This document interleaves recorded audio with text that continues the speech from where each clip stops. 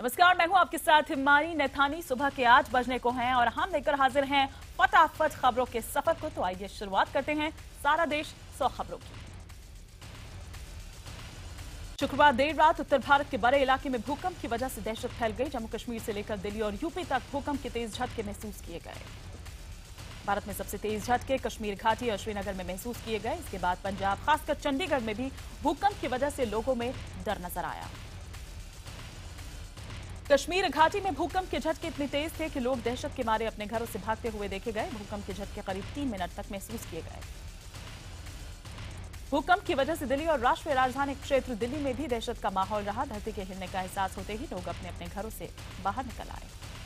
Richter scale पर भूकंप की तीव्रता 6.9 बताई गई। भारतीय समय के मुताबिक भूकंप करीब 12:45 पर आया। भूकंप का केंद्र हिंद कुश था। यहां अफगानिस्तान ताजिकिस्तान सीमा के पास जो है। पाकिस्तान में भी भूकंप के तेज झटके महसूस किए गए। भूकंप से भारत में फिलहाल जान माल के किसी तरह के नुकसान की कोई खबर नहीं है। हालांकि देर रात आए भूकंप की वजह से कड़ाके की सर्दी के बावजूद लोग घरों में लौटने को तैयार नहीं थे। मौसम विभाग के मुताबिक कुछ ही मिनट के भीतर भूकंप के कई तेज झटके महसूस किए गए। इसका असर 10 सेकंड से लेकर 30 सेकंड तक महसूस किया गया। भूकंप का केंद्र धरती से करीब 192 किलोमीटर नीचे था। ज्यादा गहराई पर केंद्र होने की वजह से कम नुकसान हुआ। कश्मीर के पुंछ इलाके में भारी बर्फबारी से तापमान में जबरदस्त गिरावट दर्ज की गई है। शुक्रवार को पुंछ में मौसम का सबसे सर्द दिन रहा। बर्फबारी और जबरदस्त ठंड की वजह से पुंछ में आम जनजीवन पर जबरदस्त असर पड़ा है। कड़ाके की ठंड से मुकाबला करने के लिए लोग आग तापने को मजबूर हो गए हैं। हिमाचल प्रदेश भी कड़ाके की ठंड की चपेट में है। जबरदस्त ठंड की वजह से राजधानी शिमला में लोग घरों में दुबकने को मजबूर हैं। शिमला में बर्फबारी की वजह से सड़कों पर बर्फ इकट्ठा हो गई है और लोगों को आवाजाही तक में काफी दिक्कतें हो रही हैं। रूस, अफगानिस्तान और पाकिस्तान की यात्रा के बाद प्रधानमंत्री नरेंद्र मोदी शनिवार की रात दिल्ली लौट आए। एयरपोर्ट पर उनका स्वागत बीजेपी नेताओं के अलावा विदेश मंत्री सुषमा स्वराज ने भी किया। पीएम मोदी सुषमा स्वराज के साथ अकेले कुछ देर तक बात करते रहे। माना यह जा रहा है कि दोनों नेताओं के बीच विदेश दौरों को लेकर बातचीत हुई। दिल्ली एयरपोर्ट से बाहर निकलने के बाद पीएम मोदी का काफिला अचानक रुक गया। काफिले के रुकने के बाद पीएम मोदी अपनी गाड़ी से बाहर निकले और उनकी एक झलक पाने के लिए आसपास मौजूद लोगों का हाथ हिलाकर वो अभिवादन करते नजर आए। दिल्ली पहुंचने के बाद पीएम मोदी एयरपोर्ट से सीधे पूर्व प्रधानमंत्री अटल बिहारी वाजपेयी के घर पहुंचे। पीएम मोदी ने वाजपेयी को उनके जन्मदिन की बधाई दी। इससे पहले शनिवार को अफगानिस्तान दौरे के बाद प्रधानमंत्री नरेंद्र मोदी अचानक नवाज शरीफ के जन्मदिन पर पाकिस्तान पहुंचे थे। काबुल से लाहौर पहुंचकर पीएम ने नवाज शरीफ को जन्मदिन की बधाई दी। लाहौर पहुंचे पीएम मोदी का पाकिस्तानी प्रधानमंत्री नवाज शरीफ ने एयरपोर्ट पर स्वागत किया। एयरपोर्ट पर ही मोदी को गार्ड ऑफ ऑनर दिया गया। इसके बाद मोदी नवाज शरीफ के साथ उनके घर गए। शरीफ के आवास रायवन पैलेस में मोदी करीब 1 घंटे तक रुके। मोदी हेलीकॉप्टर से शरीफ के घर पहुंचे जहां पर उनका जबरदस्त स्वागत किया गया। लाहौर एयरपोर्ट से प्रधानमंत्री नरेंद्र मोदी नवाज शरीफ के साथ उनके पैतृक घर गए। नवाज शरीफ के घर पर उनकी नातिन की मेहंदी की रस्म के लिए नवाज शरीफ के घर मेहमानों का तांता लगा था। नवाज शरीफ ने अपने परिवार वालों से पीएम मोदी का परिचय कराया। पीटीआई के मुताबिक पीएम मोदी ने नवाज की मां के पैर भी छुए। पीएम मोदी नवाज शरीफ के घर पर करीब 1.5 घंटे तक रहे। पाकिस्तान दौरे पर जब तक पड़ोसी मुल्क की जमीन पर पीएम के पांव रहे, नवाज उनके साथ लगातार बने रहे। वापसी में नवाज शरीफ खुद पीएम मोदी को लाहौर एयरपोर्ट तक छोड़ने के लिए आए। इस दौरान नवाज तब तक एयरपोर्ट पर मौजूद रहे जब तक कि पीएम मोदी का विमान रवाना नहीं हो गया। कांग्रेस ने पीएम मोदी के पाकिस्तान दौरे का विरोध किया। कांग्रेस का यह कहना है कि विदेश नीति में गंभीरता होनी चाहिए और मोदी के पाकिस्तान जाने से देश का मजाक उड़ा है। कांग्रेस का यह कहना है कि यह अचानक से लिया गया फैसला नहीं है बल्कि पूर्व नियोजित कार्यक्रम था। कांग्रेस ने पीएम मोदी पर एक कारोबारी को लाभ पहुंचाने के लिए पाक यात्रा करने का आरोप लगाया। इससे पहले रूस के सफल दौरे के बाद शुक्रवार की सुबह प्रधानमंत्री नरेंद्र मोदी अफगानिस्तान के काबुल पहुंचे। खुद अफगानिस्तान के राष्ट्रपति अशरफ गनी ने पीएम की अगवानी की। प्रधानमंत्री मोदी ने अफगान संसद की नई इमारत का उद्घाटन किया जिसका निर्माण भारत की सहायता से किया गया। इसमें एक ब्लॉक पूर्व वाजपेयी के नाम भी। इधर बीजेपी से निलंबित सांसद कीर्ति आजाद ने पार्टी अध्यक्ष अमित शाह को पत्र लिखकर अपना जवाब दिया। आजाद ने पत्र में पार्टी अध्यक्ष से पूछा कि किस अपराध के तहत पार्टी ने उनके खिलाफ यह कार्रवाई की। इसके साथ ही आजाद ने अमित शाह से मांग करते हुए लिखा कि उन्हें अपनी स्थिति स्पष्ट करने का अवसर दिया जाना चाहिए। डीडीसीए में कथित घोटाले की जांच के लिए एक सदस्यीय आयोग गठित करने पर उपराज्यपाल नजीब जंग और मुख्यमंत्री अरविंद केजरीवाल के बीच एक बार फिर से टकराव हो गया है। सूत्रों के मुताबिक एलजी ने गृह मंत्रालय को एक चिट्ठी लिखकर केजरीवाल सरकार द्वारा डीडीसी घोटाले में बनाई गई जांच कमेटी का गैर कानूनी बताया है। वहीं केजरीवाल ने एलजी नजीब जंग पर चिट्ठी लीक करने का आरोप लगाते हुए कहा कि वो खुद परिवहन घोटाले में फंसे हुए हैं। उत्तर प्रदेश सरकार ने अयोध्या में राम मंदिर निर्माण से जुड़े एक विवाद में अपने सलाहकार ओमपाल नेहरा को हटा दिया है। ओमपाल नेहरा ने मुस्लिमों से अपील की थी कि जब राम मंदिर का निर्माण शुरू हो तब वो भी कार सेवा में शामिल हों। नेहरा के इस बयान के बाद यूपी सरकार ने तुरंत हटाने के उनको आदेश जारी कर दिए। मध्य प्रदेश व्यापम घोटाले के प्रमुख आरोपी पूर्व मंत्री लक्ष्मीकांत शर्मा ने जेल से आते ही व्यापम में संघ के नेताओं को फंसाए जाने का आरोप लगाया। लक्ष्मीकांत ने कहा कि संघ के नेताओं ने कभी किसी की सिफारिश नहीं की, लेकिन पहले एमपी पुलिस की एसटीएफ की जांच में पूर्व संचालक के एस सुदर्शन और संघ के नेता सुरेश सोनी के नाम सामने आए थे। अटल जी के जन्मदिन के दिन ही मशहूर हास्य कलाकार राजू श्रीवास्तव का भी जन्मदिन होता है। राजू श्रीवास्तव ने अपने अंदाज में अटल जी को जन्मदिन की मुबारकबाद दी। लालू यादव के बड़े बेटे और बिहार के स्वास्थ्य मंत्री तेज प्रताप यादव ने पटना में घोड़े की सवारी की। उन्होंने बिहार पुलिस के घुड़सवार दस्ते के साथ ये घुड़सवारी की। तेज प्रताप ने 10 सर्कुलर रोड स्थित अपने आवास से 5 देश रत्न मार्ग तक की घुड़सवारी की। हुर्रियत ने आज जम्मू कश्मीर में बंद का ऐलान किया है। हुर्रियत ने राज्य भर में प्रदर्शन का भी ऐलान किया है। बता दें कि हुर्रियत ने कश्मीर में 3 लोगों की हत्या की घटना को लेकर यह बंद बुलाया है। बाहरी दिल्ली के नरेला इलाके में एक डीटीसी बस ने 2 भाइयों को कुचल डाला। इस हादसे में एक बच्चे की मौत हो गई जबकि दूसरा घायल है। मामले में तुरंत कार्रवाई करते हुए ड्राइवर को हिरासत में ले लिया है और बस को भी अपने कब्जे में ले लिया। हादसे के बाद इलाके के लोगों में खासा गुस्सा है। दिल्ली सरकार के ऑड इवन फॉर्मूले की कामयाबी को लेकर जानकारों ने शक जताना शुरू कर दिया है।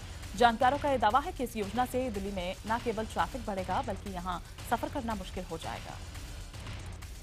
जानकारों के मुताबिक इस योजना के लागू होने के बावजूद जो लोग अपनी कार में चलने के आदी हैं वो पब्लिक ट्रांसपोर्ट का रुख जल्दी नहीं करेंगे, क्योंकि दिल्ली में लास्ट माइल कनेक्टिविटी की दशा ठीक नहीं। जानकारों की अगर माने तो इससे सड़कों पर चलने वाले भारी ट्रैफिक में ऑड इवन नंबर की पहचान करना मुश्किल हो जाएगा। इतना ही नहीं, इससे ट्रैफिक जाम होगा और पब्लिक पुलिस के बीच झगड़ा बढ़ने का अंदेशा है। ट्रैफिक जाम बढ़ा तो गाड़ियों से बेहिसाब निकलने वाला धुआं हवा को प्रदूषित करेगा। जानकारों का यह मानना है कि इस नियम को ठीक से अमल में लाने के लिए ट्रैफिक पुलिस और ट्रांसपोर्ट डिपार्टमेंट के पास मैन पावर भी नहीं है। उधर महाराष्ट्र एटीएस ने आईएस के बारे में बड़ा खुलासा किया है। मुंबई के मालवानी से गायब हुए युवक ने बताया है कि आईएस के साइबर सेल के लोगों की नजर मुंबई के युवकों पर है। एटीएस सूत्रों की अगर माने तो आईसिस के साइबर टीम ने पहले मालवानी में रहने वाले अयाज सुल्तान को अपने जाल में फंसाया और बाद में अयाज के जरिए अन्य युवकों को सीरिया ले जाने की साजिश रची। महाराष्ट्र एटीएस के मुताबिक मालवानी के अयाज सुल्तान आईएस के लिए लोगों की भर्ती कर रहा था। जम्मू कश्मीर में बारामूला के रिहायशी इलाके में एक छोटी हिरन के घुसने से इलाके में भगदड़ मच गई। इस हिरन को पकड़ने के लिए लोग उसके पीछे भागे। वहीं घटना की सूचना मिलने के बाद पुलिस ने इस हिरन को पकड़कर वन्यजीव विभाग को सौंप दिया। वहीं वन्यजीव विभाग ने बाद में इस हिरन को जंगल में छोड़ दिया। असम में पुलिस और प्रदर्शनकारियों के बीच हुई झड़प में एक पुलिसकर्मी की मौत हो गई जबकि 8 और इसमें जख्मी बताए जा रहे हैं। बताया जा रहा है कि एक चोर की तलाश में गांव में दबिश देने के दौरान गांव वालों ने पुलिस वालों का विरोध किया। वहीं एक शख्स की गिरफ्तारी के बाद लोगों ने पुलिस वालों पर पत्थरबाजी की। बताया भी जा रहा है कि इलाके में अब शांति है, लेकिन अभी भी माहौल तनावपूर्ण है। राष्ट्रपति प्रणब मुखर्जी ने शुक्रवार को तिरुमला में भगवान वेंकटेश्वर के दर्शन किए। इस मौके पर राष्ट्रपति का स्वागत मंदिर का प्रबंधन देखने वाले तिरुमला तिरुपति देवस्थान संस्था ने किया। वहीं इस मौके पर मुख्यमंत्री चंद्रबाबू नायडू और राज्यपाल ईएसएल नरसिम्हा भी वहां मौजूद रहे। काशीपुर जसपुर रोड पर हुए नवाब की हत्या का पुलिस ने खुलासा कर दिया है। पुलिस ने इस सिलसिले में मृतक की पत्नी और उसके प्रेमी सहित 4 अभियुक्तों को गिरफ्तार कर लिया है। पुलिस के मुताबिक मृतक नवाब की पत्नी शाहना परवीन और उसके प्रेमी सरफराज ने हत्या के लिए 1 लाख रुपए की सुपारी दी थी। 2 बदमाशों के साथ मिलकर इस हत्याकांड को अंजाम दिया गया। श्रीगंगानगर में मासूम बच्ची की बलात्कार के बाद हत्या के विरोध में जनवादी महिला समिति ने एक कैंडल मार्च निकाला। संगठन के सदस्यों ने आरोपी के खिलाफ कड़ी से कड़ी सजा की मांग की है। इस मामले में गिरफ्तार आरोपी दस्तावेजों के मुताबिक नाबालिग है, लेकिन मेडिकल बोर्ड ने उसे बालिग करार दिया है। जनवादी महिला समिति ने आरोपी को छुपाने वालों के खिलाफ भी कार्रवाई की मांग की है। उधर बैतूल में करीब 500 आदिवासियों ने कलेक्ट्रेट ऑफिस का घेराव कर लिया। बिना सूचना दिए 45 घर तोड़े जाने से नाराज आदिवासी बेनियादी धरने पर बैठ गए। आदिवासी जबरदस्ती ठंड में कार्रवाई से नाराज हैं। आरोप है कि आदिवासियों को हटाने के लिए जलाशयों में जहर मिला दिया गया था। विरोध करने वाले दोषी अधिकारियों के खिलाफ कार्रवाई की मांग कर रहे हैं। पाकिस्तान से भारत आई गीता पर अब जबलपुर के एक परिवार ने दावा ठोका है। अनीसा बी नाम की ये महिला का ये दावा है कि 11 साल पहले उनकी बेटी नज्जो अचानक गायब हो गई थी। अनीसा बी का ये दावा है कि टीवी चैनल पर गीता को देखते ही उन्होंने पहचान लिया। गीता से मिलने जब अनीसा बी का परिवार इंदौर के एनजीओ पहुंचा तो उन्हें फिलहाल मिलने से रोक दिया गया। विभिन्न में भी शाहरुख खान की फिल्म दिलवाले के खिलाफ कड़ा विरोध देखने को मिला। दिलवाले फिल्म के खिलाफ शिव सैनिकों ने चौकीज पर पहुंचकर हंगामा किया और जमकर नारेबाजी की। इस दौरान प्रदर्शनकारियों ने फिल्म के पोस्टर्स को फाड़ डाला। हंगामा करने वालों को काबू में करने के लिए पुलिस को कड़ी मशक्कत करनी पड़ी। कलियासोत नदी के किनारे 33 मीटर के दायरे में आने वाले मकानों को तोड़े जाने का विरोध जारी है। शुक्रवार को एनसीपी कार्यकर्ताओं ने सोत नदी के पास विरोध प्रदर्शन किया। भोपाल में गरीबी ने एक नाबालिग लड़की की जान ले ली। 17 साल की पिंकी पढ़ाना चाहती थी लेकिन गरीबी के कारण वो स्कूल पढ़ना चाहती थी लेकिन गरीबी के कारण स्कूल नहीं जा पाई। पढ़ाई छूट जाने से परेशान पिंकी ने फांसी लगाकर खुदकुशी कर ली। पिंकी की मां मनोरमा सिंह घरों में झाड़ू पोछा का काम करती हैं। अब मनोरमा के पति की मौत हो चुकी है। खराब माली हालत की वजह से मां उसे आरती के बाद नहीं।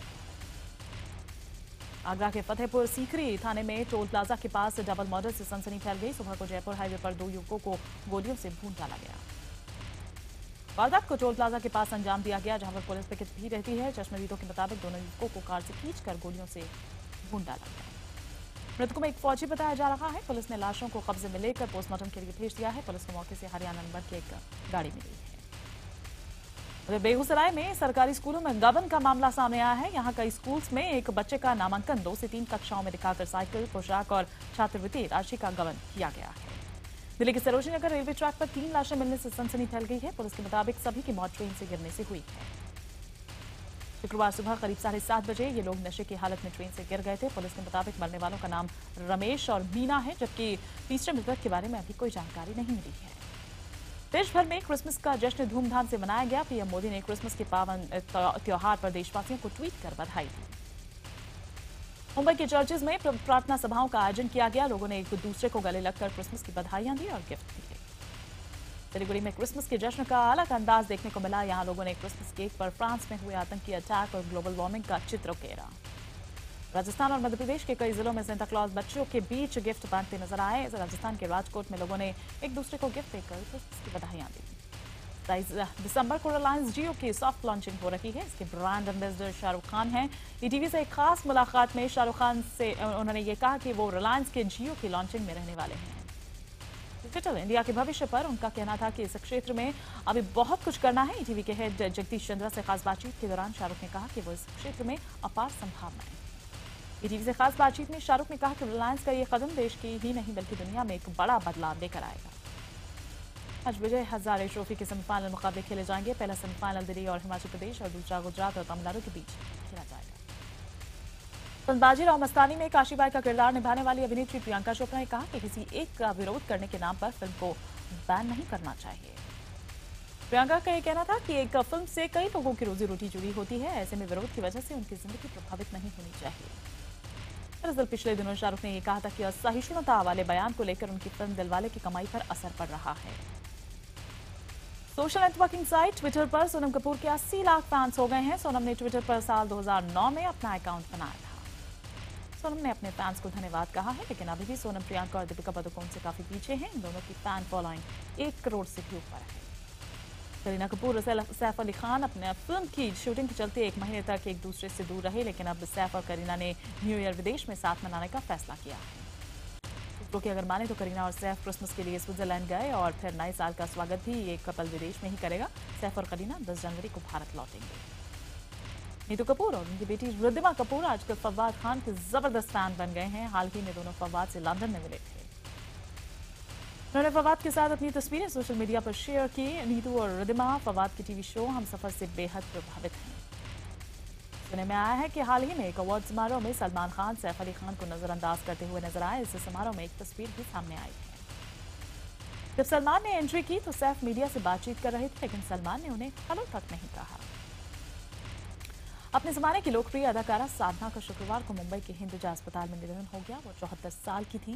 बताया जा रहा है कि साधना को मुंह का कैंसर था। साधना पिछले कुछ वक्त से अस्पताल में भर्ती थी। साधना 1960 और 70 के दशक में टॉप की एक्ट्रेस रही हैं और उन्होंने लगभग 35 फिल्मों में काम किया था।